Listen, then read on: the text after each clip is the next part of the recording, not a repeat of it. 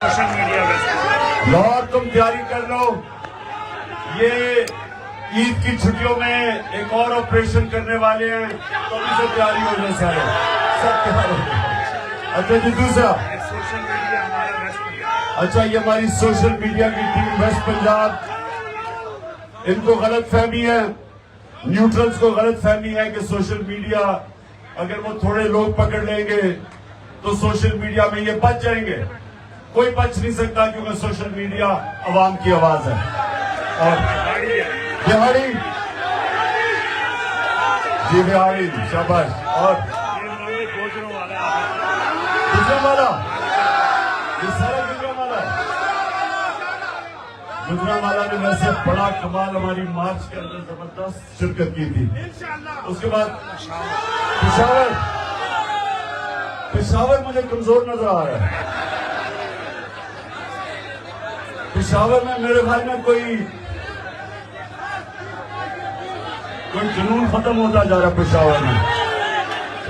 और मर्दान, हाँ मर्दान में मुझे थोड़ी जान नजर आ रही है। शाबाश मर्दान।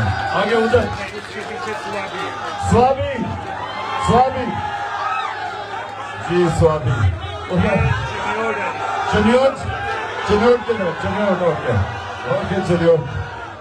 इनके पीछे पिंडी है, पिंडी,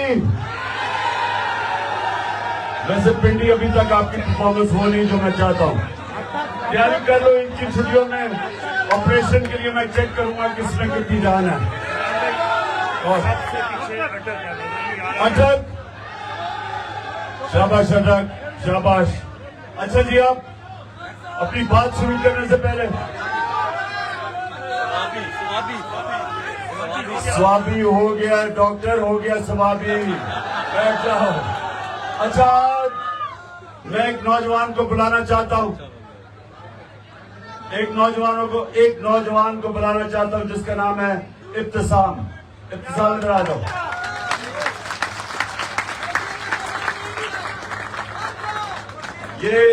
अब ये सुनो, जरा इसको देख लो, ये देखो, चुप करके जरा इस नौजवान को देखो। अगर ये वो जो मुझे कत्ल करने के लिए जिसको तैयार किया था, जो नवीद, जो जिसको तैयार किया गया था मुझे कत्ल करने के लिए, और दो और बैठे हुए थे बंदूकों वाले, अगर ये इब्तिसाम उसके ऊपर आखिरी मिनट पे हाथ ना रखता, उसकी हाथ के ऊपर जब उसने पिस्तौल पकड़ी हुई थी, तो जो गोलियां इसकी वजह से टांग पे लगी वो सारे ऊपर जिस्म पे लग गई थी। तो ये साथ भी ये मेरी जान बचाई है, मेरी नहीं, और भी जितने सुनो और भी जितने ऊपर कंटेनर में 11 लोगों को गोलियां लगी, सारों को नीचे गोलियां लगी, क्योंकि इसकी हाथ की वजह से उसकी बंदूक नीचे गई और गोलियां हम सबके नीचे लगी। नहीं तो अल्लाह को क्या मंजूर था, लेकिन अल्लाह ने इसके हाथ से हमारी जानें बचानी थी। तो मैं आज इब्तिसाम तुम्हें वो शख्स समझता हूं। देखें, दुनिया में जब भी आम इस तरह के हालात के अंदर कोई बंदूक निकालता है तो लोग भाग जाते हैं। आप कहीं भी देख लें, लोग भाग अपनी जान बचाते हैं, क्योंकि लोग नहाते होते हैं, तो बंदूक जिसके हाथ में होती है लोग डरते हैं। तो ये नौजवान ने बंदूक देखते हुए जो इसने किया है, ये मैं तो इसको हमेशा याद रखूंगा, और इसको कौम को भी हमेशा याद रखूंगा। अच्छा जी, आप रखें। अच्छा जी, मैंने आपको इस रमजान के जो एक ऐसा वक्त होता है, इबादत का वक्त होता है, इसका मकसद क्या होता है इबादत का? अल्लाह से करीब होना। अल्लाह क्यों हमें कहता है 5 वक्त नमाज पढ़ो? क्योंकि अल्लाह चाहता है कि सारा वक्त याद रखो कि सब कुछ दुनिया में उसकी वजह से होता है, उसकी इजाजत के बगैर कुछ नहीं हो सकता, सारी चीजें उसकी मर्जी से होती हैं। तो जितना आप अल्लाह से अपना रिश्ता करीब करते हैं, ये नौजवानों मेरी बात सुन लो, उतनी आपकी जिंदगी आसान होती है।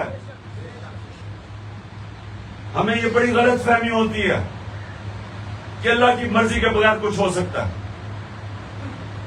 ये जो तकब्बुर है, इसको अल्लाह सबसे बुरी इंसान की सलाहियत समझता है, क्योंकि तकब्बुर का मतलब यह होता है कि आप अगर जीतते हैं तो आप समझते हैं मैं जीता हूं।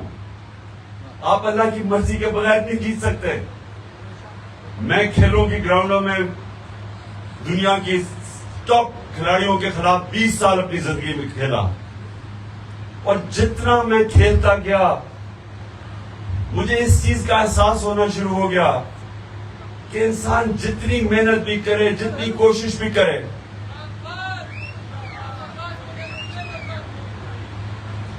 जितनी भी इंसान कोशिश कर ले, वो एक लेवल से ऊपर वो नहीं जा सकता।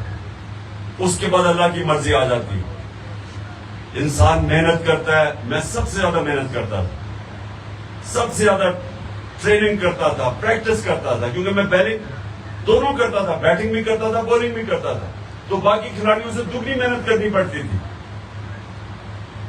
लेकिन जब मैं अपने अरूज पे भी पहुंच गया, अपनी सलाहियतों के सबसे ऊपर, तो तब भी मुझे एक चीज का एहसास हो गया कि मैं जितना भी कर लूं, एक सतह के बाद मेरे हाथ से फिर गेम चली जाती थी। मैं आपको मिसाल देता हूं। हमारा था लाहौर में सेमीफाइनल वर्ल्ड कप का, 87 सेमीफाइनल। पाकिस्तान फेवरेट थी वो वर्ल्ड कप जीतने के लिए। सबका ख्याल था कि पाकिस्तान सबसे फेवरेट टीम थी। तो हम सबसे पहले सेमीफाइनल में पहुंच गए। हमने वो वेस्ट इंडीज को भी हरा दिया, जो उस वक्त की सबसे बड़ी, सबसे ताकतवर टीम थी। अब सेमीफाइनल के मैच से पहले मैं अब रात को सोच रहा हूं और कैलकुलेट कर रहा हूं कि अगर वो ऑस्ट्रेलिया के खिलाफ मैच था, मैं कहा अगर वो ये करेंगे तो मैं ये करूंगा। मैं सारी ऑस्ट्रेलियन टीम को जानता था, क्योंकि मैं ऑस्ट्रेलिया क्रिकेट खेल के आया था, उनकी लीग शेफील्ड शील्ड खेल के आया था, तो मैं उनके सारे खिलाड़ियों को जानता था। तो मैं सोने से पहले अपने ज़हन पे एक्सरसाइज कर रहा था कि जो भी वो, अगर वो ये मूव करते हैं तो मेरे पास ये खिलाड़ी है, अगर वो ये करते हैं तो मैं ये करूंगा। तो सोने से पहले मैं इस नतीजे पे आ गया कि वो जो भी करें तो मैं उनको हरा दूंगा। यानी मैं इस नतीजे पे, सुने आप। तो मैं टेक्निकली मैंने हर चीज सोची कि मैंने कहा ये कैसे जीत सकते हैं। तो मैं ज़हन में सारी, जब उनकी मैंने ताकत, कमजोरी, अपनी टीम जो विकेट थी, लाहौर की विकेट थी, मुझे बड़ी अच्छी तरह उस विकेट का पता था कि वो कैसे खेलती है। तो सारा कुछ जायजा लेके मैं रात को सोने से पहले, आखिरी मेरी सोच थी कि ये हमें अब हरा नहीं सकते, क्योंकि हम हर तरह इनके ऊपर हावी हो गए। अब ये सुने अगले दिन क्या होता है। अगले दिन जाते हैं, मैच से पहले जो एक मेरा खिलाड़ी होता है उसको इंजरी हो जाती है। अब ये मेरे हाथ में नहीं था। उसके बाद जब मैच शुरू होता है तो एक उसके बीच में 2 खिलाड़ियों की इंजरीज हो जाती हैं। अब ये भी नहीं मैंने सोचा था। हमारे विकेट कीपर के गेंद लगती है, वो बेचारा बाहर चला जाता है। जो दूसरा विकेट उसकी जगह मियादाद करता है, वो कैच ड्रॉप भी कर देता है, 22 भी दे देता है। फिर जो हमारा स्पिनर होता है, उसकी गेंद पे, उंगली पे गेंद लगती है, उसकी उंगली टूट जाती है। वो ना बैटिंग कर सकता ना बॉलिंग कर सकता। अब ये भी नहीं मैंने सोचा था। उसके बाद उनका जो 2 न्यूट्रल टॉप अंपायर होते हैं, वो उनकी एक ऐसा फैसला करता है, यानी जिस बैट्समैन को आउट देना होता है वो नहीं आउट देता, दूसरे को गलत फैसला कर देता है। वो हमें और नुकसान हो जाता है 17-18 रन का। फिर जब हम बैटिंग कर रहे, जब जीतने वाले पोजीशन में पहुंचते हैं, तो वो अंपायर मुझे उस टाइम पे आउट देता है कि जिस वक्त हम जीतने वाली पोजीशन में आ गए थे। अब वो भी नहीं मैंने सोचा था। तो कहने, और वो हम मैच 14 या 17 रन से हार जाते। अब मैं कहने की आपको कोशिश कर रहा हूं कि इससे सबक ये मिलता है आपको कि इंसान जो भी कर लेता है, आखिर में वो चीजें जो आपके हाथ में ही नहीं होती, वो अल्लाह के हाथ में होती। फिर अब आगे चलो। ये था 87, उससे अगला वर्ल्ड कप खेलते हैं, जो मेरा आखिरी वर्ल्ड कप था। अब सेमीफाइनल मैच हो रहा होता है, ये सुने जरा गौर से। न्यूजीलैंड के साथ हमारा सेमीफाइनल का मैच हो रहा होता है। वहां का कानून तब था कि अगर आप दूसरी बैटिंग कर रहे हो और बारिश हो जाए तो वो मैच आप हार जाते थे, वो कानूनी जीत सा था। तो हम दूसरे बैटिंग कर रहे हैं, घने बादल आए हुए, सिर्फ 5 मिनट बारिश होनी थी और मैच खत्म, हम हार गए थे। तो वो जैसे जैसे हम जीतना शुरू किया तो सारा जो भरा हुआ था स्टेडियम, न्यूजीलैंड में मैच था, सारे अब आसमान की तरफ देख रहे हैं कि अब बारिश शुरू होगी। वो थोड़ी सी बूंदाबांदी होती थी, वो अंपायर जाता था बाहर निकलने के, बारिश रुक जाती थी। फिर वो थोड़ी सी बूंदाबांदी, फिर वो कहता था बाहर जा, सारा क्राउड दुआएं कर रहा था कि अब बारिश हो, तो वो बारिश नहीं होती थी। 15 मिनट मैच के बाद बारिश शुरू हुई और 1.5 दिन बारिश चली। कहने का मतलब ये है कि ये हमारे हाथ में नहीं होता। तो इसलिए जो आप तकब्बर करते ना कि मैं जीता हूं, ये अल्लाह की मर्जी के बगैर कोई जीत नहीं सकता। इसलिए तकब्बर, एक मिनट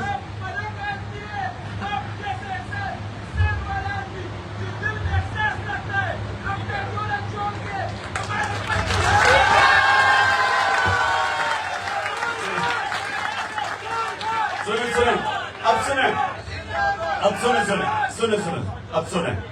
देखिए, अब सारे कहते हैं कि जनाब सारी जमातें आपके खिलाफ हैं, आज इलेक्शन कमीशन आपके खिलाफ है, और जो न्यूट्रल है वो भी आपके खिलाफ है, न्यूट्रल नहीं है। सब ये कह रहे हैं कि जनाब इन्होंने इलेक्शन में धांधली भी करनी है, इन्होंने आपको जीतने भी देना, और पकड़ दकड़ हो रही है इस वक्त। जो तहरीक इंसाफ का कोई सामने आता है उसको पकड़ के जेल में डाल देते हैं। 3000 हमारे 3000 कारकुनों को जेलों में डाल दिया।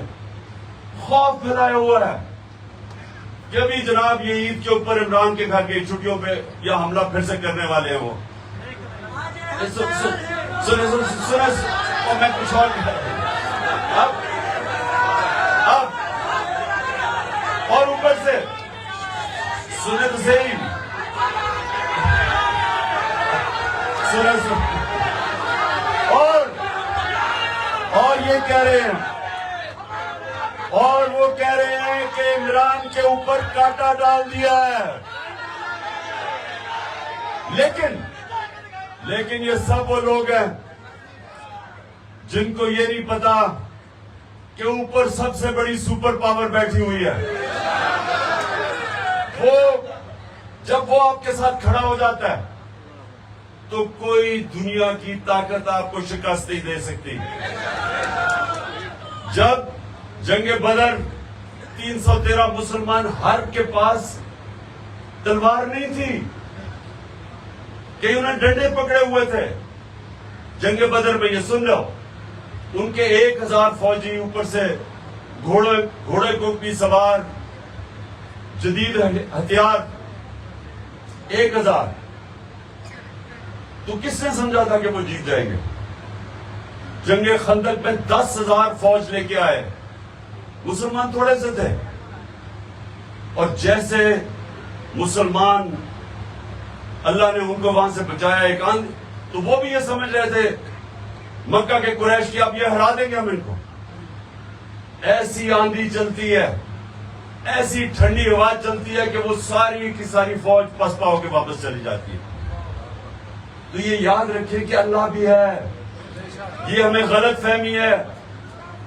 सिर्फ ऊपर वाला आपसे चाहता है कि उस पे ईमान रखो। इय्याका नअबुदु व इय्याका नस्तईन, अल्लाह तेरी इबादत करते हैं, तेरे से मदद मांगते हैं। अच्छा, और अब सुनो मेरी बात, सुनो, अब सुने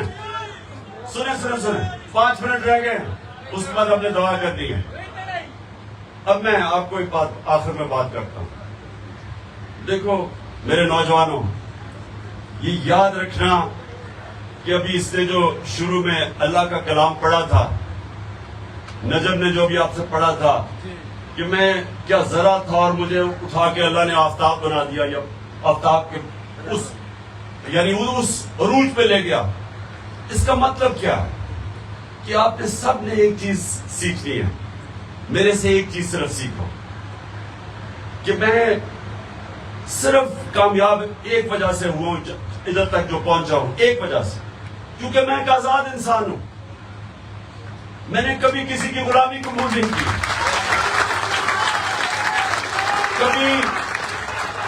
कभी सुने, मैंने ईमान सुने मैंने ला इलाहा इल्लल्लाह मेरे दिल में जब आ गया तो मैंने कभी किसी को ये नहीं समझा कि उसके सामने मैं झुकूंगा या उस अपने ज़मीर का सौदा करूंगा। ये याद रखें, जब आप अपने ज़मीर का सौदा करते हैं पैसे से या खौफ की वजह से, तो आप ला इलाहा इल्लल्लाह के खिलाफ जाते हैं। अल्लाह हक है। जब आप राय हक से उतरते हैं तो आप अपना ज़मीर का सौदा करते हैं, आप शिर्क करते हैं। मेरी नजर में आप शिर्क करते हैं और वो इंसान को छोटा इंसान बना देता है। बस अभी 2 मिनट रह गए।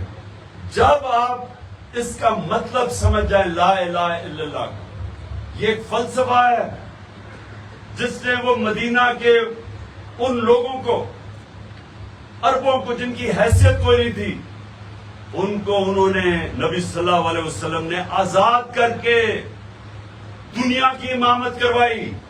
ये तारीख का हिस्सा है कि 2 सुपर पावर्स चंद सालों के अंदर उनके सामने घुटने टेक गई, क्योंकि पावर है ला इलाहा इल्लल्लाह में। आपने समझना है, हम ला इलाहा इल्लल्लाह पढ़ते हैं और लोगों के सामने झुक जाते हैं। हमें समझ ही नहीं है कि इसके अंदर सारा फलसफा है। और इया का नाबुदु व इया का नस्तईन, वो एक और तरीका ला इलाहा इल्लल्लाह कहने का। अल्लाह सिर्फ तेरी इबादत करता हूं और सिर्फ तेरे से मदद मांगता हूं, किसी के सामने हाथ नहीं फैलाता। तो ये मैंने सिर्फ आपको सुना, मैं खत्म कर दूं।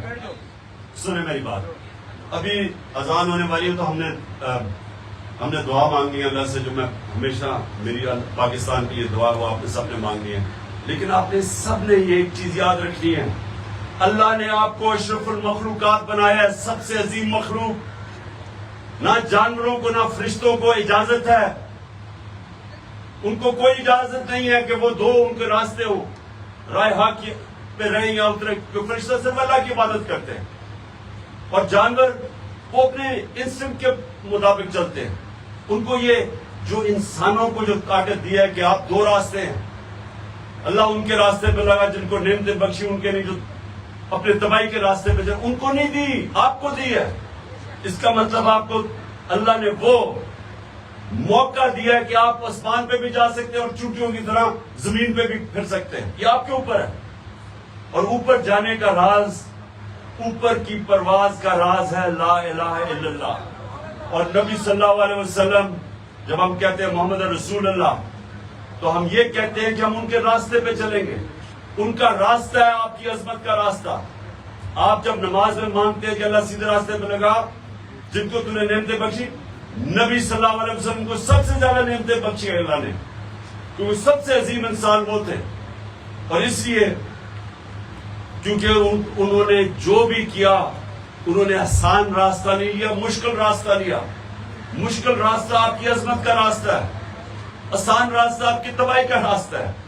आप कुछ भी ना करें, बिस्तर में लेट जाएं, खाना पिया खाएं, तो आप मर जाते हैं, आप तबाह हो जाते हैं। आप आसान रास्ता लें। क्यों ये बादशाह तबाह हुई? बादशाह क्यों तबाह हुई? क्योंकि बादशाह के जो बच्चे थे वो इतनी आराम में पले, इतनी आसान जिंदगियां थी कि वो आहिस्ता आहिस्ता खत्म हो गए। जमहूरियत क्यों आगे निकली? क्योंकि मेरिट के ऊपर लीडरशिप आती थी, यहां खून के ऊपर आती थी। जिस तरह आप ये बाकी जमातें देख रहे हैं, एक तरफ सिर्फ शरीफी आ सकते हैं, दूसरी तरफ भुट्टो और जरदारी आ सकते हैं, तीसरी तरफ डीजल के बच्चे आ सकते हैं, चौथी तरफ तो ये उधर से मेलू आ सकता है। उसके बाद आपको पता मेलू कि गफार खान के बाद मेलू आ सकते हैं। तो आपकी पार्टी में मेरिट आएगी, जो आप में से मेहनत करेगा इंशाल्लाह ऊपर आएगा। दुआ कर लें। क्या कह रहे हो तुम? जल्दी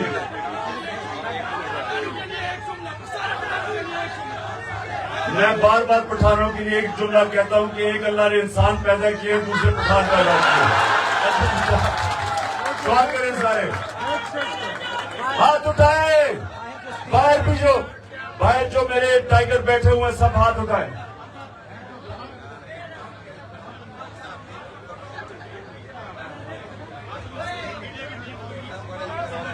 शाबाश।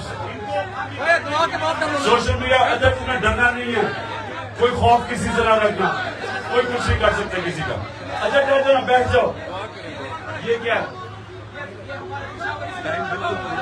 अच्छा जी, हाथ उठा के दुआ करें कि अल्लाह पाकिस्तान को मदीना के रियासत के असूलों पे एक अजीम कौम बना। अल्लाह पाकिस्तान में जो सबसे ज्यादा जरूरत है अदल और इंसाफ पैदा कर। और अल्लाह पाकिस्तान को वो मुल्क बना जिधर कोई इंसान भूखा ना सोए रात को। और जो खास तौर पे यहाँ जो बैठे हैं गुजरात में भी ये होता है, और मेरे ये जो हमारे पश्तून हैं और खास तौर पे कबायली वाले, कबायली इलाकों वाले, कि इनको क्योंकि वहां नौकरियां नहीं मिलती, इनको बाहर बाहर नौकरियां ढूंढने जाना पड़ता है, बीवी बच्चों से दूर, माँ बाप से दूर। तो हम वो पाकिस्तान चाहते हैं कि अल्लाह हमारा वो पाकिस्तान बने, इतनी खुशहाली हो उस पाकिस्तान में कि बाहर से लोग पाकिस्तान में नौकरियां ढूंढने आए। आमीन आमीन आमीन।